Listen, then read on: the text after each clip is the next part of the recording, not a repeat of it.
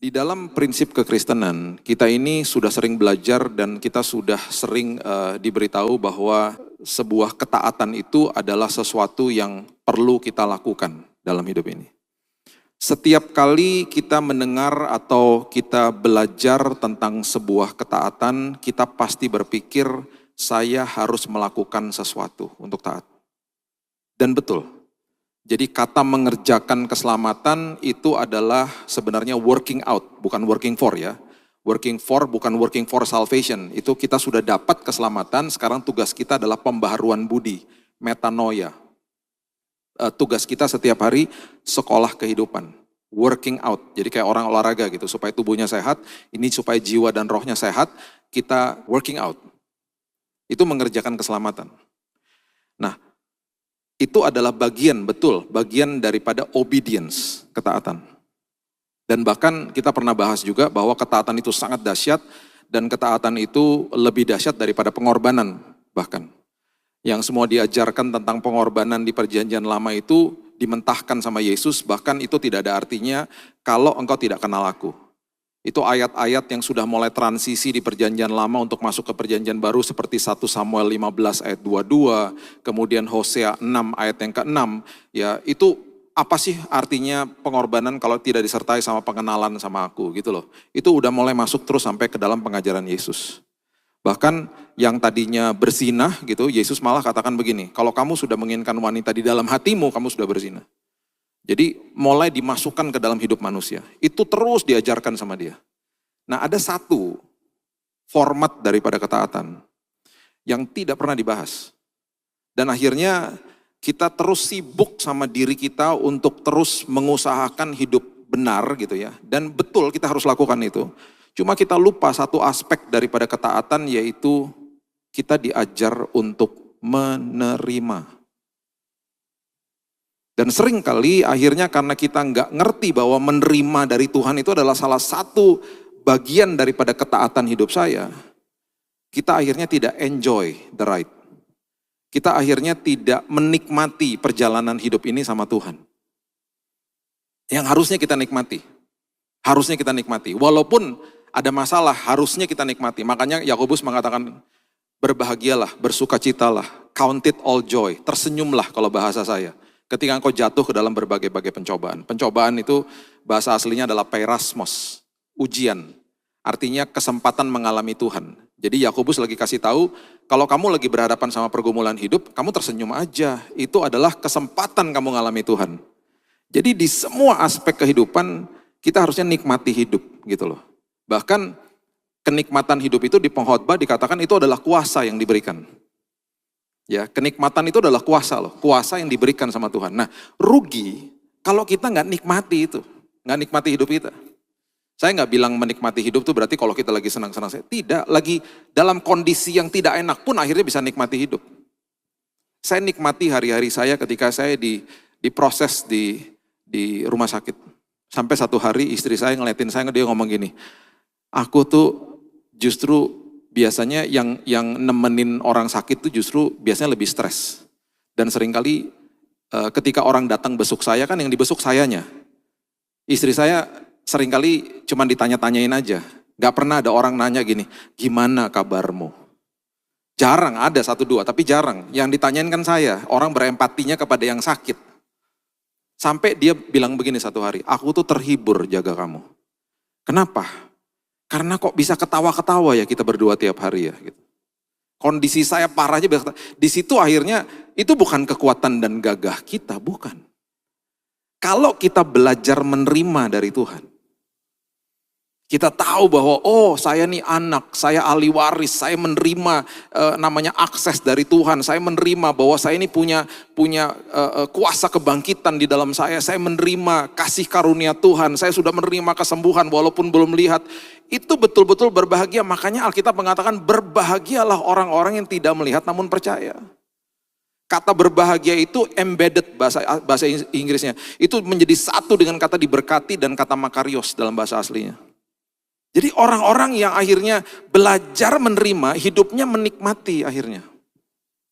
Amsal 23 ya, coba lihat ayat 26. Saya akan ajarkan hari ini, nanti beberapa bulan lagi saya akan ajarkan ini kembali di hari Minggu supaya Bapak Ibu makin mantap gitu ya. Karena ini mungkin nggak bisa cuma didengar sekali. Saya pertama kali kemarin mulai ngajar ini di sebuah pelajaran online dan memakan waktu sampai 1,5 jam untuk pelan-pelan belajar ini. Saya nggak punya banyak waktu, saya berikan kulit-kulitnya yang penting supaya Bapak Ibu ngerti ketika membaca ayat-ayat ini. Amsal 23 ayat 26 mengatakan begini, "Hai anakku, berikanlah hatimu kepadaku." Seringkali kalau kita baca ayat ini kita bilang, oh saya harus taat. Betul kita harus taat. Jangan diabaikan itunya.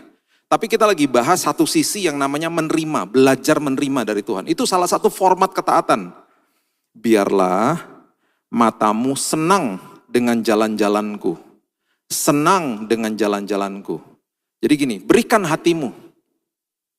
Maksudnya kamu sekarang berikan hatimu, sekarang kamu belajar menerima apa yang aku mau berikan kepada hatimu. Supaya matamu senang dengan jalan-jalanku.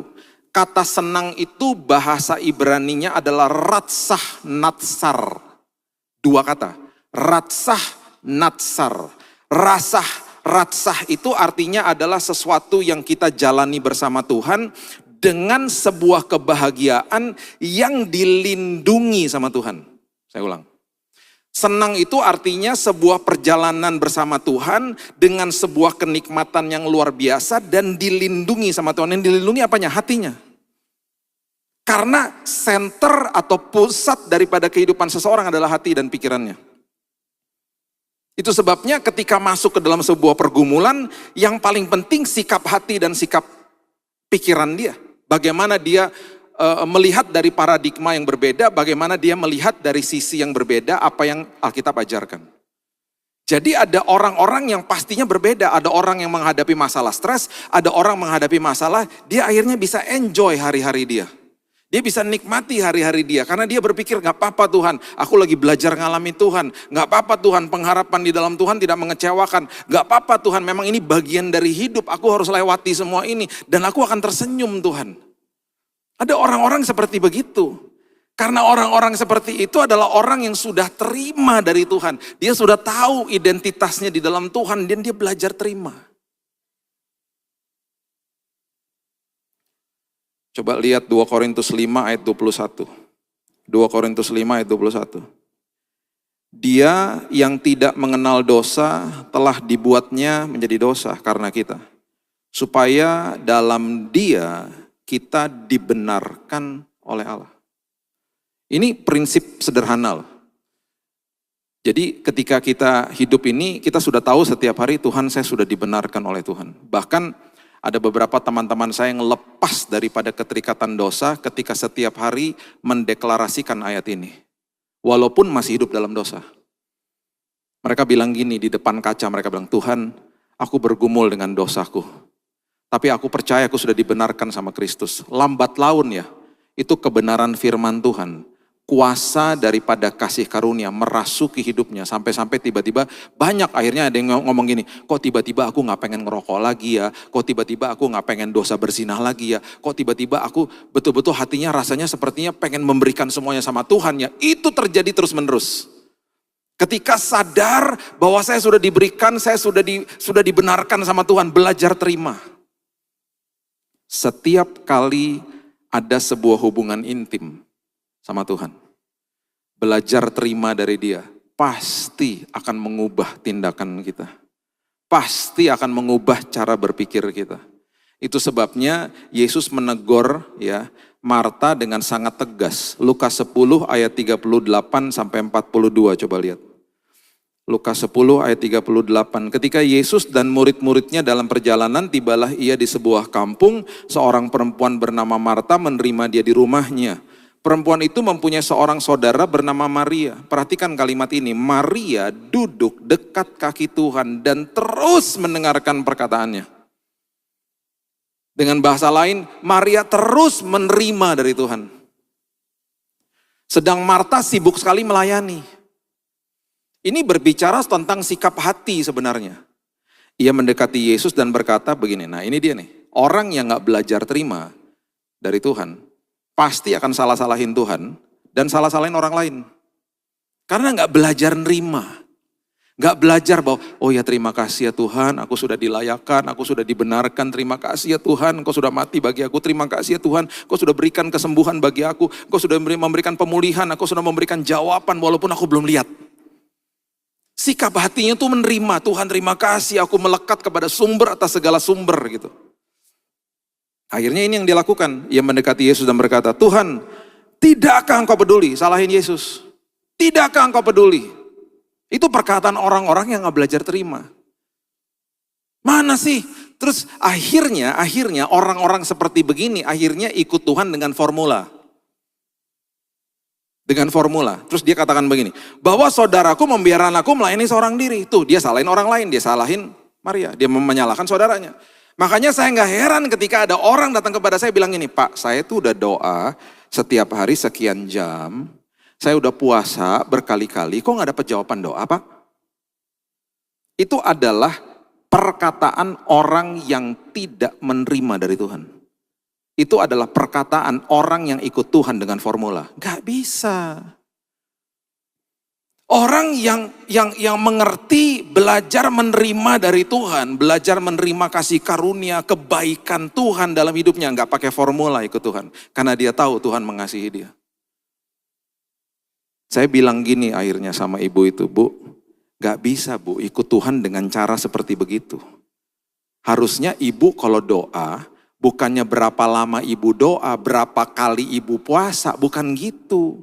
Tuhan gak pakai usaha-usaha seperti begitu. Sikap hati ibu sudah harus datang dengan iman. Belajar terima. Terima kasih Tuhan bahwa aku sudah disembuhkan. Sudah ada bilur-bilur Tuhan. Terima kasih walaupun aku belum lihat keluargaku sudah dipulihkan. Datang dengan menerima Bu. Pasti beda sikap hatinya. Akhirnya ikut Tuhan dengan formula. Saya udah gini loh. Saya udah datang ibadah. Akhirnya apa? Kecewa kan sama Tuhan. Sama seperti Marta. Engkau tidak peduli Tuhan. Nah gitu.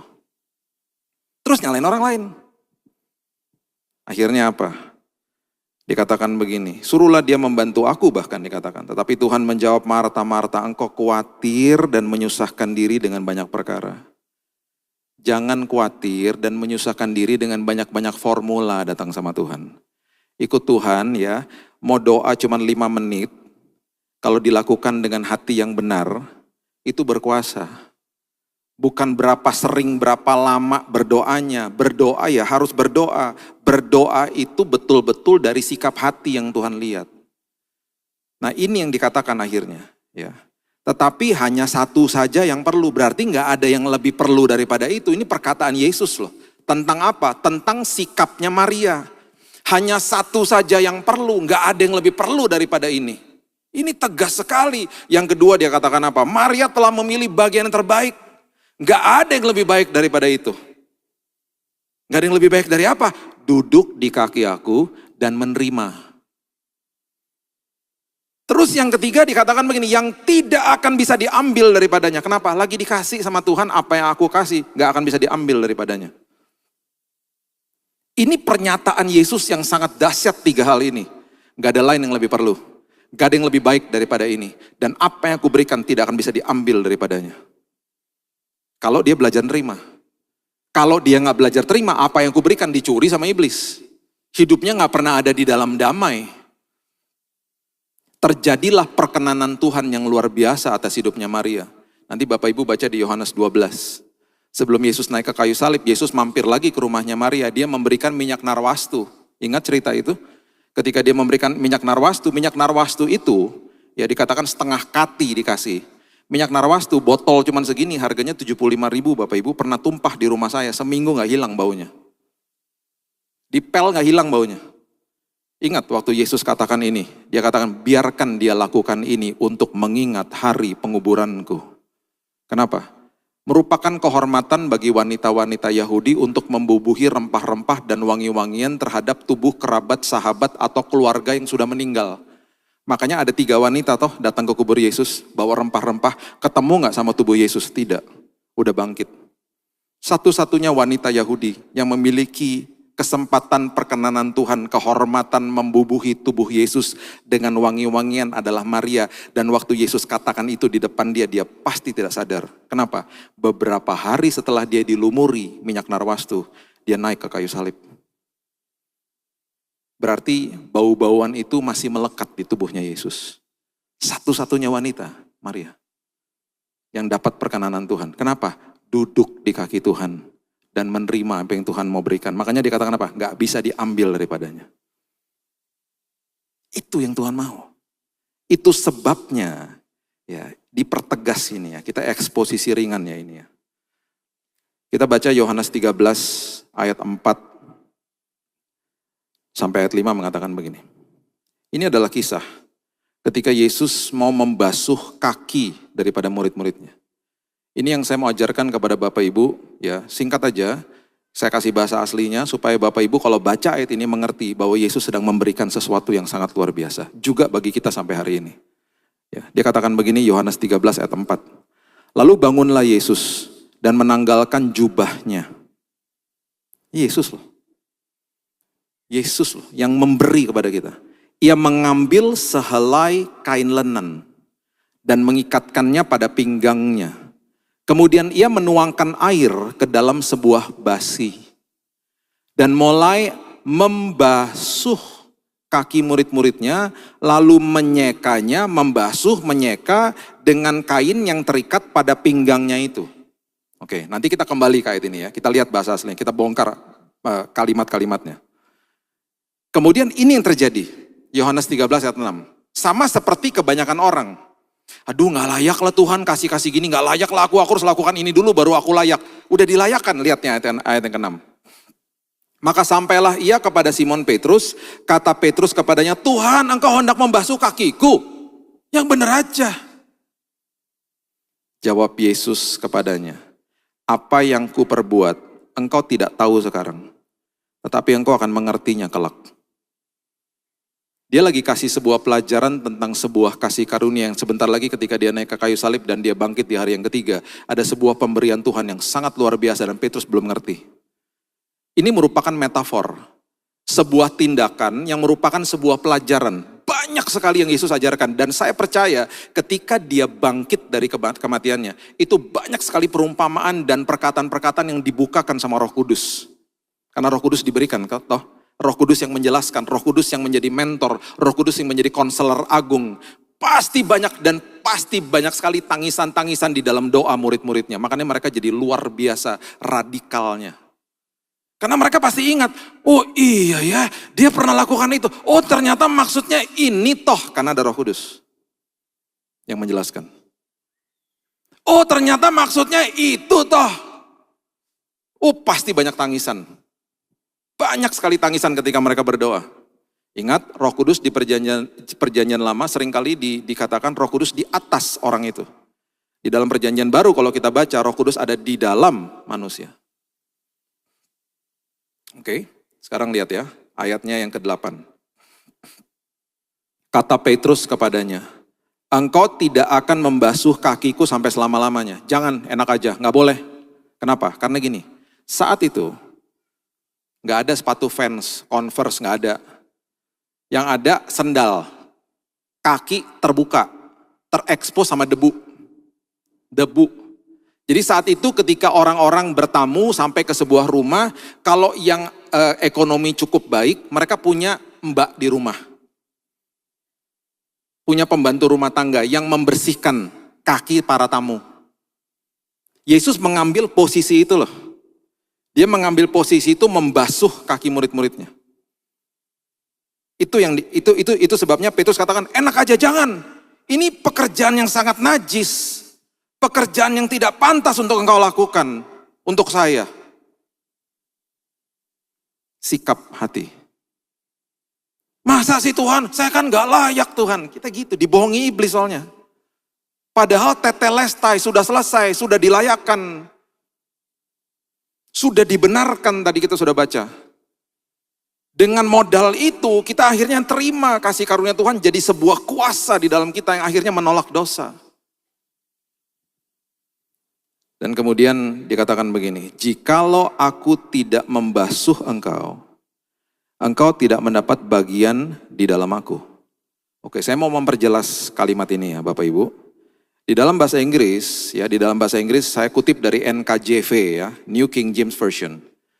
Dikatakan begini, you shall never wash my feet. Jangan, gak boleh, kata Petrus. Jesus answered him, ini perkataan Yesus. If I do not wash you, kalau saya tidak menyeka atau tidak membasuh kakimu, you have no part. Bukan in me, tetapi with me. Garis bawahi, kata dalam yang ada di Alkitab bahasa Indonesia kita, itu artinya with me. Kalau pengertiannya di dalam aku, kita akan menerjemahkan ayat ini, oh berarti kalau nggak dibasuh, aku nggak dapat keselamatan. Bukan. Bukan, nanti dia buktikan, Yesus nanti katakan. Enggak, ini maksudnya kamu nggak akan dapat bagian dengan aku. Dengan aku itu bahasa aslinya adalah meta. Meta adalah sebuah perubahan yang, makanya ada kata metanoia. Meta. Kalau kamu nggak mau dibasuh, kamu nggak akan berubah nanti. Dan kamu tidak akan mengalami aku.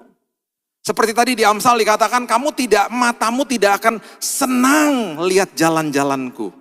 Kamu nggak nikmati hidup nanti. Itu maksudnya.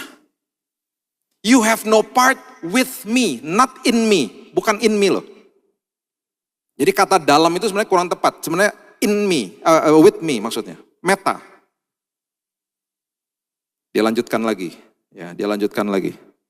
Yohanes 13 ayat 9 dan ayat 10. Ini dipertegas lagi sama Yesus. Kata Simon Petrus kepadanya, Tuhan, jangan hanya kakiku saja, tetapi juga tangan dan kepalaku. Sekalian aja deh semuanya. Nah ini yang Yesus jawab. Ini pengertiannya. Kata Yesus kepadanya, barang siapa telah mandi, sudah diselamatkan, sudah dimandikan, sudah mandi dengan darah Kristus, sudah disucikan, dibenarkan. Ia tidak usah membasuh diri lagi selain membasuh kakinya. Sekalinya diselamatkan, kamu udah diselamatkan udah. Sekarang yang harus continuous itu adalah kakinya, karena ia sudah bersih seluruhnya. Aku sudah benarkan hidupnya, aku sudah layakkan dia. Sekarang kakinya, kenapa? Karena kaki dipakai untuk berjalan dan seringkali akhirnya jadi kotor kakinya. Pengertiannya kenapa? Kaki, debu, dan kotor. Sebentar saya kasih tahu. Karena ia sudah bersih seluruhnya, juga kamu sudah bersih, hanya tidak semua. Makanya ada proses pengudusan setiap hari toh. Kita di justified, kita dibenarkan. Kemudian setiap hari ada proses pengudusan, namanya sanctification. Nanti ke surga, glorification, dimuliakan, dapat tubuh yang baru. Itu prosesnya. Ya, justification, sanctification, glorification. Itu prosesnya nanti. Dimuliakan nanti di surga, tubuh baru dan lain sebagainya. Ya. Selama kita hidup setiap hari, udah pasti jatuh dalam dosa. Udah pasti dibohongi iblis. Saya udah katakan di tempat ini, iblis setiap hari nggak ada tanggal merah, iblis nggak lebaran, nggak natalan loh. Gak ada tanggal merah dia. Setiap hari yang dilakukan ngapain? Mematahkan semangat, ya, mencobai, menuduh, membohongi. Tiap hari. Tiap hari. Jadi Yesus katakan kamu sudah dibersihkan seluruhnya, hanya belum semua. Belum semua maksudnya pikiran dan hatimu itu harus terus gradual sekolah kehidupan setiap hari. Nah, aku nih datang, aku mau kasih kamu tuh kebebasan. Aku mau kasih kepadamu tuh sebuah prinsip. Aku mau kamu tahu bahwa aku sangat mengasihimu, aku gak pernah berseberangan sama kamu. Coba lihat sekarang kita mundur dulu, Kejadian 3 ayat 14. Supaya ini jadi pewahyuan yang mantap gitu ya, supaya kita mengerti. Kenapa sih, korelasinya apa sih? Saya udah dibersihkan semuanya, tapi kaki saya harus dibersihin terus. Karena kaki saya terekspos sama debu. Coba lihat, Kejadian 3 ayat 14. Lalu berfirmanlah Tuhan Allah kepada ular itu. Karena engkau berbuat demikian, terkutuklah engkau di antara segala ternak dan di antara segala binatang hutan. Ya, ini kutuk yang diberikan kepada si iblis. Dikatakan begini, dengan perut mula engkau akan menjalar dan debu tanahlah akan kau makan seumur hidup. Makanannya dia adalah debu tanah toh. Nah, sekarang buka lagi di Kejadian 2 ayat 7. Kejadian 2 ayat 7. Dikatakan begini, ketika itulah Tuhan Allah membentuk manusia dari apa? Debu tanah. Dan mengembuskan nafas hidup ke dalam hidungnya, demikianlah manusia itu menjadi makhluk yang hidup. Kita bahan bakunya debu. Makanannya iblis, debu. Makanya yang Yesus ajarkan, yang dia bilang nanti satu kelak kamu akan ngerti Petrus, itu maksudnya gini. Kalau kita berjalan, kaki kita pasti terekspos sama debu, hidup kita dibuat dari debu. Kita ini makanan empuk, sasaran empuk, siapa? Iblis. Makanya dia berjalan berkeliling seperti singa yang mengom-ngom mencari mangsa yang dapat ditelan. Mangsa yang dapat ditelan siapa? Manusia. Karena makanannya dia debu, kita dibuat dari debu. Itu sebabnya tiap hari kita dipatahkan semangatnya, kita dicobai, kita dituduh, kita dibohongi sama dia. Sasaran empuk. Nah maksudnya Yesus adalah begini, kalau kamu membiarkan aku membasuh kakimu, kamu membiarkan hidupmu dipenuhi sama firmanku, engkau nggak akan bisa dibohongi dia. Engkau tidak akan menjadi makanannya dia. Karena aku basuh kakimu. Itu maksudnya. Aku sudah memberikan engkau keselamatan, tetapi memang belum semuanya, maksudnya belum semua itu keselamatan sudah dikasih, belum semuanya adalah pembaharuan budi sekolah kehidupan terjadi terus. Mengerjakan keselamatan terjadi setiap hari, working out setiap hari. Nah kalau kita mengerjakan keselamatan, kalau nggak ada pedoman Roh Kudus, nggak belajar terima dari Tuhan, wah ngawur udah akhirnya. Hidupnya tertekan, nggak nikmati hidup akhirnya. Ini terjadi tiap hari soalnya sekolah kehidupan. Kita akan terus dibombardir dengan kebohongan dia. Ya, oke sekarang kita balik lagi. Supaya Bapak Ibu mengerti, saya tutup dengan ini ya. Kita balik lagi ya, Yohanes 13 ayat 3 sampai 5 lagi ya. Ini kita lihat bahasa aslinya. Perhatikan kalimat ini. Ini dahsyatnya luar biasa. Yesus tahu bahwa Bapaknya telah menyerahkan segala sesuatu kepadanya dan bahwa ia datang dari Allah dan kembali kepada Allah. Lalu bangunlah Yesus dan menanggalkan jubahnya, mengambil sehelai kain lenan, mengikatkannya pada pinggangnya. Oke, perhatikan kalimat ini. Kemudian ia menuangkan air ke dalam sebuah basi, mulai membasuh kaki murid-muridnya. Oke, catat ini. Kata membasuh, itu bahasa Yunaninya adalah nipto. Nipto itu artinya dilakukan pembasuhan tiap hari. Continuous tense.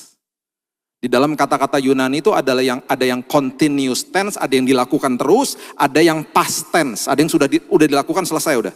Ini continuous. Nipto itu adalah bahasa Greek yang continuous tense. Jadi dia katakan apa? Kamu harus belajar terima tiap hari dari aku. Belajar terima kasih karunia. Belajar terima firman Tuhan, firman kebenaran di dalam hidupmu tiap hari. Itu arti kata dibasuh.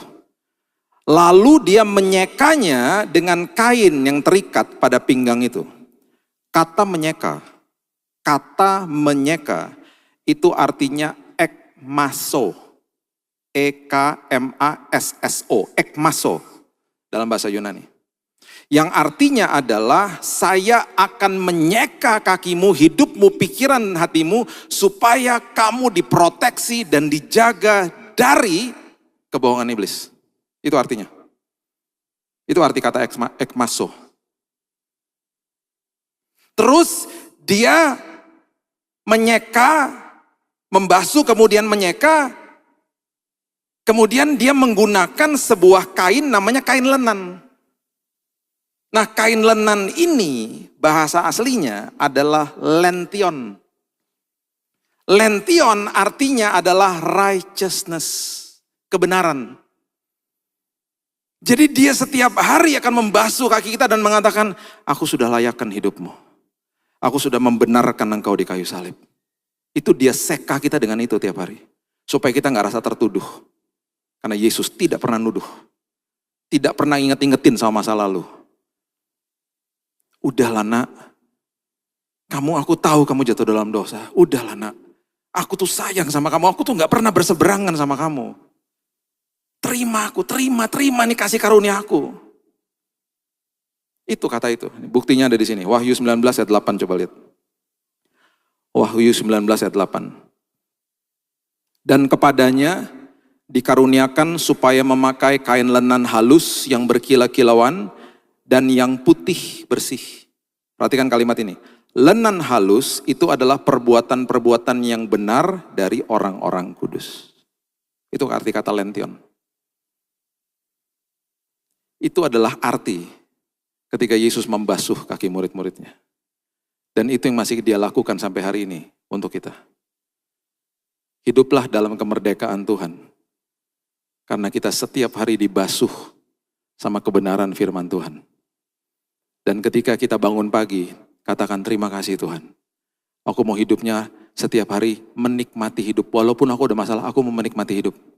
Karena hari ini aku belajar salah satu format daripada ketaatan, yaitu aku belajar menerima dari Tuhan. Menerima kasih karunia Tuhan. Berikan tepuk tangan kita untuk Tuhan kita. Haleluya.